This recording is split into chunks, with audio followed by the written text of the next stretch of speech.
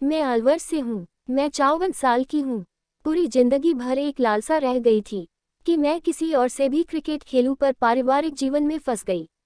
बेटियों की शादी, फिर बेटे की शादी। बेटियां ससुराल में है। एक बेटा है जो इंडिया से बाहर रहता है। मेरे पति जो करीब 69 साल के हैं, वो संन्यास ले लिए हैं। उनका पैशन आता है तो किसी चीज़ की कमी नहीं है।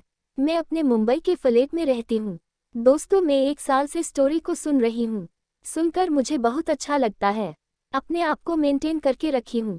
खूबसूरत भी हूँ। मुझे लगा अपने आप को बूढ़ी कहना ठीक नहीं होगा। क्या पता किसका कब क्या होगा। मजे ले लो जिंदगी के, क्यों सोचना इधर उधर की बातें। दोस्तों, मेरे फ्लैट के ऊपर फ्लोर पर एक लड़का दिनेश रहता है, जो कि कोई डिप्लोमा कर रहा है। उसके मामी पापा दोनों पुणे में रहते हैं। दोनों जॉब करते हैं, तो ये लड़का अकेले ही रहकर पढ़ाई कर रहा है।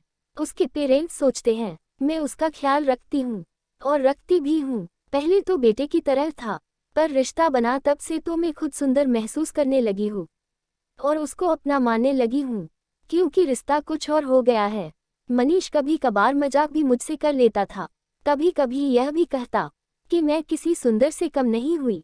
पहले तो मुझे अच्छा लगाता था, फिर लगा कि जब मैं तुम्हें इतनी सुंदर लग रही हूँ तो क्यों ना तुम मजा भी ले लो। तो एक दिन जब वह मुझे बोला, आंटी आप सुंदर लग रहे हो, तो मैं बोलती ठीक है, आ जाना रात में, और वह शर्माया और वहां से चला गया।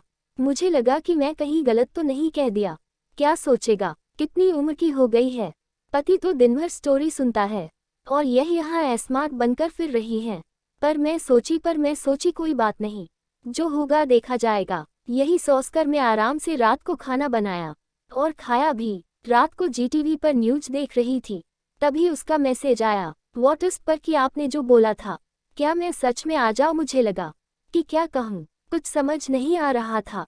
मेरे पसीने छूटने लगे, क्योंकि मैं कभी किसी और से रखी नहीं थी, उसमें भी एक ऐसा लड़का जो मेरे से उम्र में करीब 2 गुना छोटा है।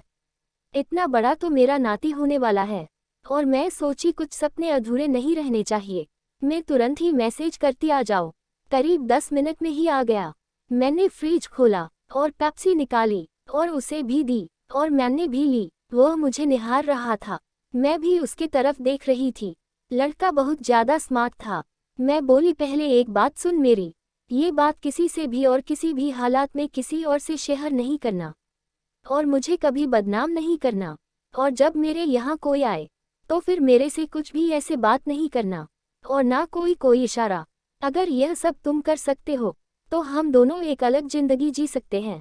तुम भी अकेले रहते हो और मैं भी अकेली रहती हूँ। एक दूसरे का ख्याल दिल से, दिमाग से और शरीर से भी रख सकते हैं। इमोशन जोड़ सकते हैं। वह बोला, मैं कसम खाता हूँ, मैं भी यही चाहता हूँ। आप भी कुछ नहीं बोले किसी से। दोनों राजी हो गए और अपने दरवाजे खिड़की लगा दिए। अपने बेडरूम में चली गई, बल्कि अपनी लाइट का बल्ब जला दी, एसी चला दी। मैं उसके पास गई, वह भी आगे आई और खरबूजा दबाने लगा।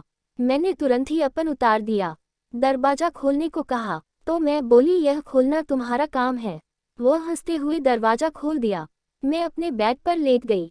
अब ट्रेन गुफा में जाने के लिए हॉर्न बजाने लगा था। मैं काम हो गई। मैं बैठ गई, उसको ट्रेन की सीट पर मैं लिटा दी। आदि जैसे शानदार आइसक्रीम हो, और आइसक्रीम मुंह में लेकर खाने लगा। खाते खाते आइसक्रीम वह बार बार अगराया लेते रहा। ट्रेन का हॉर्न ऐसी बजाते जैसे कि मिर्ची लग गई हो, और खुद से झकझोर लेता। ये सब मुझे और भी ज्यादा पागल बना रहा था। अब क्रिकेट खेलने चाह रही थी। मैं लेट गई ट्रेन की सीट पर। अब प्लेटफॉर्म पर ट्रेन चलने लगी थी।